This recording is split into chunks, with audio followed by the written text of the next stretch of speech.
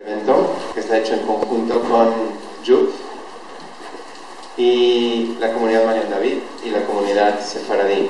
Nos faltaron por ahí un par de comunidades que seguro están representadas aquí por todos los demás, pero que haya muchas actividades siempre juntos, que esa es la palabra clave, esas son las más bonitas. Esta noche lo que aprendamos esperemos que sea bello, que nos sirva y que sea para el refuerzo de Elías Benaliza. Hay temas fáciles y hay temas difíciles y está este tema. Y la verdad es de que yo ya llevo muchos meses perdiendo el sueño por este tema, de hecho más de un año, desde que me invitaron en abril del año pasado a participar, a ser el rabino de la Marcha de la Vida. Entonces obviamente me di cuenta, noté, de que entre mis papeles de rabino se encontraba el sentir, el enfrentar qué hacemos con los dilemas morales o espirituales que nos causa un evento tan trágico, tan terrible como lo fue la Shoah. Entonces la pregunta nos las hacen o la hacemos una y otra vez. Nos causa dolor, nos causa confusión. Hay quienes hacen la pregunta con odio, con enojo, otros con tristeza, otros aún quizás esperan de que no haya respuesta, que a todo judío tenga o no respuesta, diga que tenga o no respuesta, le sigue preocupando y le sigue molestando la pregunta. Y entonces lo que realmente tenemos que tratar de hacer es ver cómo podemos enfrentarlo. Por mi parte les puedo decir, lo recuerdo que el momento que esto se salió de mi ser es cuando en algún momento en una actividad al final del seminario de Madrejim que nos hicieron, cómo nos rompieron el alma, Dios mío. Y ya llorando, les digo, la verdad es que uno piensa de que bueno, pues el rabino ya la tiene toda resuelta. Ya estuvo, ¿no? Al salir de Yad Vashem años atrás, no había ido muchos años y se volvió en mis ojos más sentimental, especialmente la parte del final donde dice un campo de concentración y una palabra del Kadish, Auschwitz, Gadal y así. La verdad es que salí llorando, desesperado, triste y sí muy confundido. Me causa dolor y creo que aún más dolor, porque una persona que trata de dedicar tanto de su vida y de su día a su creador, pues una pregunta así le afecta muchísimo más. ¿Qué les puedo decir? Necesito vivir en paz con él. No puedo simplemente tener la pregunta merodeando por arriba de mi cabeza toda la vida. Necesito la paz de saber dónde estoy parado vis-a-vis el ser más importante en mi vida. Y estoy seguro que todos aquellos para quienes Dios es importante deben de sentir el mismo dolor y la misma confusión.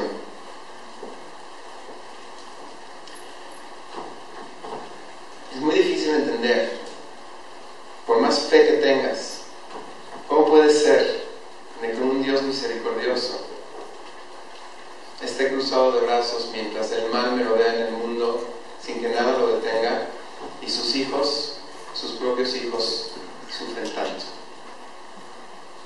Y realmente no creo que haya una paz real ni una respuesta real a esta pregunta.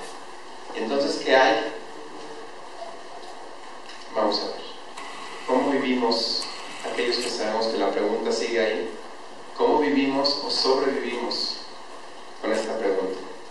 Cuentan que en una ocasión en Mezhibosh, en un shtetl creo que era parte de Rusia, me corrigen los que conocen mejor esto que yo. De todas maneras sí sé que es el lugar donde nació y vivió el Baal Shem Tov, Rabbi Israel Baal Shem Tov, el fundador del Hasidismo.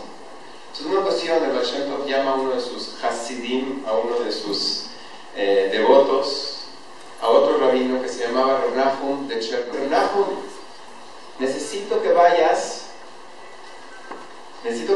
y que juntes 10,000 rublos, porque hay 10 huerfanitas que viven en las aldeas de aquí de alrededor y necesitamos casarlas, entonces tienes que ir a juntar dinero. Obviamente, si ustedes supieran lo que es un Rebbe y un Hasid, entenderían de que el Rebbe te pide, no hay ni dudas, es inmediato, como soldado.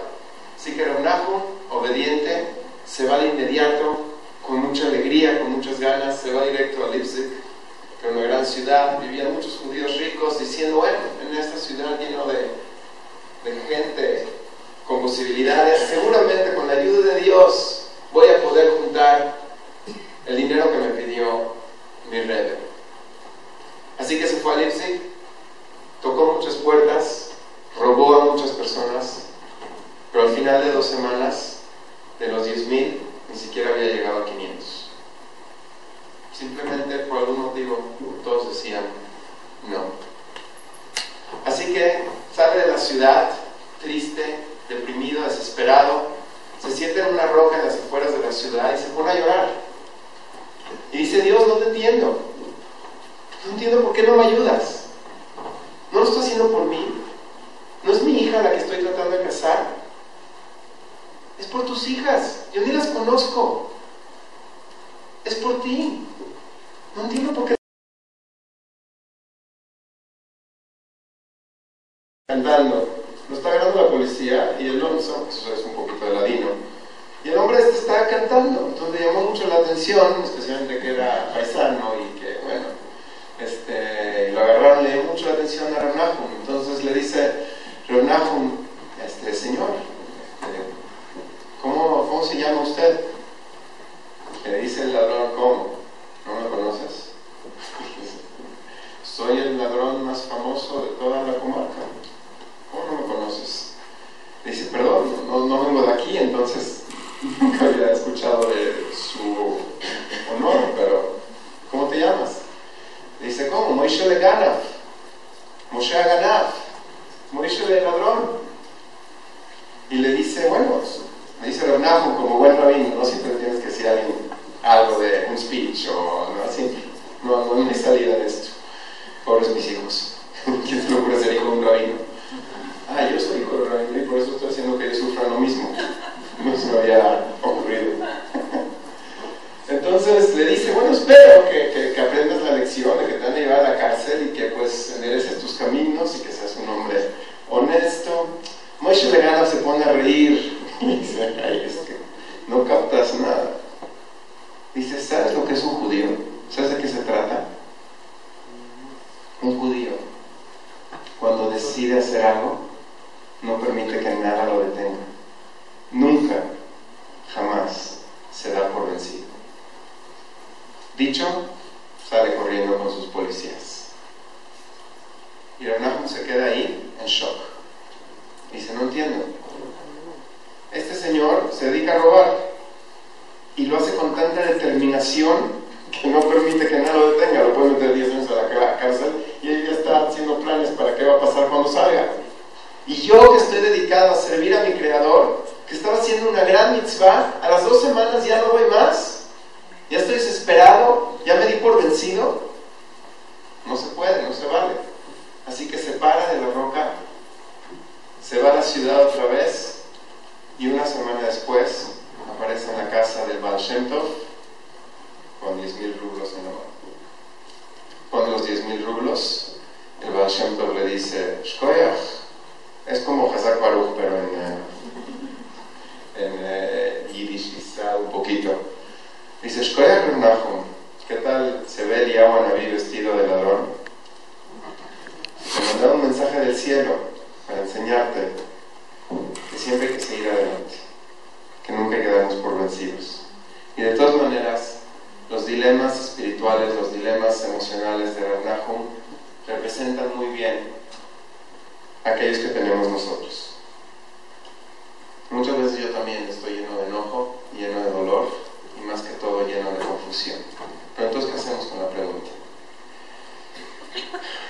El Rambam, creo, entre todas las cosas brillantes que nos enseña algo tan importante, tan bello, bello, tan profundo. Esto sucede en la famosa pregunta que muchos de ustedes seguramente se han preguntado, porque créanme, esta no es la única pregunta en el judaísmo que no tiene respuesta, o que no hemos encontrado la respuesta, hay muchas. Y entonces sobre la pregunta de qué hacemos con el conflicto entre libre albedrío y conocimiento divino, ¿sí? ¿Cómo puede ser que yo decida lo que yo hago si Dios ya sabía qué es lo que yo iba a hacer? Es una pregunta muy antigua que le hicieron todos los grandes filósofos judíos de la antigüedad y también de la modernidad. Y el Rambam, Maimónides, obviamente uno de los grandes pensadores de la historia, también aborda el problema. Y lo único que dice es lo siguiente. Dice, mira, a diferencia de nosotros, que el humano y su conocimiento son dos cosas diferentes, el humano es el humano y su conocimiento es otra cosa, Dios y su conocimiento son uno. Y como no puedes entender a Dios, tampoco puedes entender qué quiere decir que Dios sabe. Tampoco puedes entender cómo puede ser que si yo sé que estoy decidiendo mover mis manos hoy, o dársela acá, o no darla, o gritar, o hablar de Shonará, ¿cómo puede ser que si Dios ya sabía, yo estoy decidiendo? Es que no puedes entender qué quiere decir que Dios sabía. Porque, damas y caballeros, entender a Dios no se puede. Entonces le grita, le reclama a uno de sus contemporáneos, Rabbi Abraham Ben David, te dice, ¿por qué haces preguntas sin dar respuestas? ¿Para qué escribes en tu libro una pregunta a la cual no tienes respuesta? ¿Dejas a todo el mundo así? ¿Qué chiste tiene? ¿Qué tipo de educador eres? Pero me permito, obviamente, no tengo derecho a meterme entre estos grandes sabios, pero me permito tratar de pensar qué es lo que el Rambam nos está diciendo y creo que es tremendo. El Rambam te dice, a veces, el saber por qué no puedes entender algo es tan importante como entender la respuesta en sí. Entonces, no es que yo lo dejé simplemente así, no es que hice la pregunta y la dejé. Yo le expliqué a la gente por qué es tan difícil entender esto. Les expliqué que esto es tratar de entender a Dios mismo. Y a Dios no lo puedes entender. ¿Por qué? ¿Quién de verdad es Dios? Si empiezas por ahí, cambia todo. ¿Qué dice el judaísmo de Dios? Lo dices en cada braja que dices. Baruch atah Hashem Elokeinu Melech Haolam. Hashem quiere decir que Él es el Eterno, su nombre Yud Kei Vav Kei. ¿Entienden ustedes lo que es un ser eterno? ¿Alguna vez sus hijos, los que tienen hijos, le preguntaron, bueno, pero Dios, ¿cómo nació? ¿Cómo empezó? ¿Entendemos eso? Está fuera de nuestros conceptos humanos. Para nosotros todo tiene un principio y un fin. ¿Qué quiere decir un ser eterno? Pero esa es la definición. A mí por lo menos me queda clarísimo que aunque no lo llegue nunca a entender, Hashem Elokeinu, Hashem Echad. Dios es nuestro Dios y Dios es uno. No siempre tenemos que entender todo para que sea realidad. Hay que saber que a veces simplemente no entendemos ni vamos a entender, no porque las cosas no sean, sino quizás porque nosotros, como humanos, no lo podemos entender todo.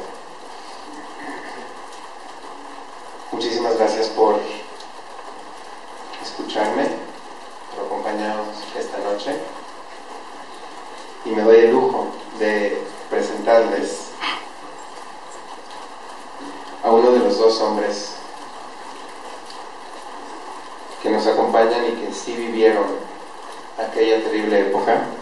Es un gran honor el tenerlos con nosotros. Les dije cuando apenas los recibí de que la verdad no merezco el honor de acompañarlos, de estar aquí con ellos. El señor Bronnie Seibert, que va a pasar ahorita, nos va a contar su historia. Estuvo en el gueto de Lodz, que tuvo un total de 300,000 personas y que en el día de la liberación solamente quedaban 887.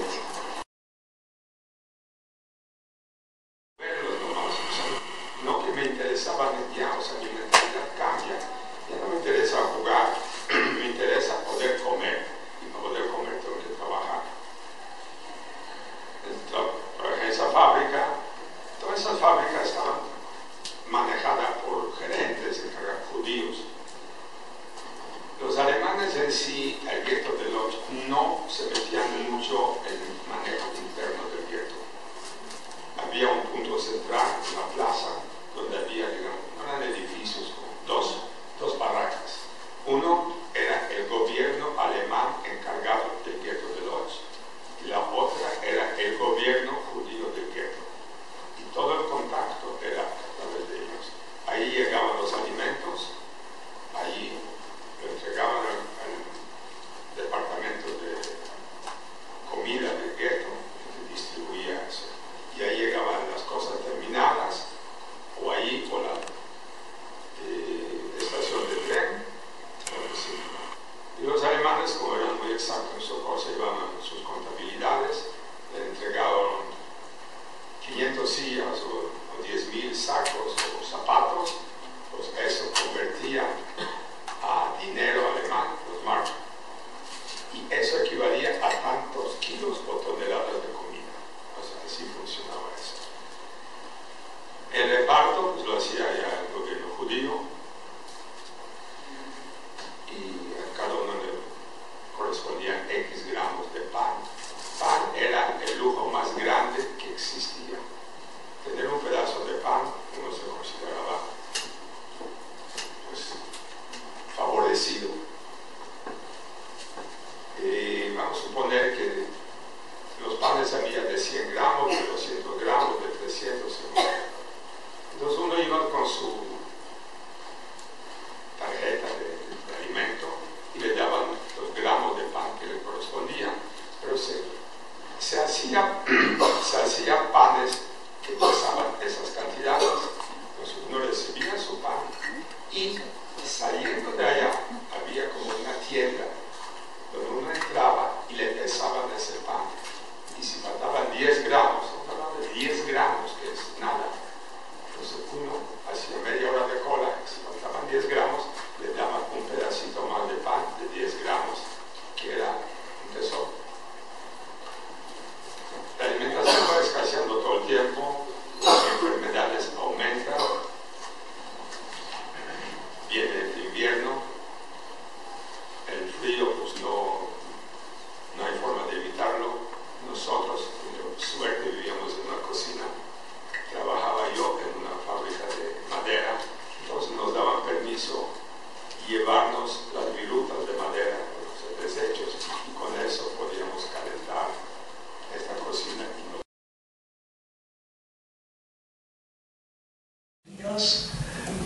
En un momento alguien se fijó que no hay guardias, que no hay nadie, pues nos levantamos, tomamos de ataque las puertas y porque era una barraca cerrada, las ventanas, las rompimos y salimos afuera, donde efectivamente no encontramos nada. Caminamos saliendo del bosquecillo, había una carretera donde ya pasaron los tanques americanos, caminamos un rato y después de poco tiempo los americanos se dieron cuenta que somos hasta cierto punto un peligro para la población, porque estuvimos empiojados, sucios, hambrientos. Después nos recogieron otra vez y nos llevaron a un lugar, a un viejo aeropuerto militar alemán,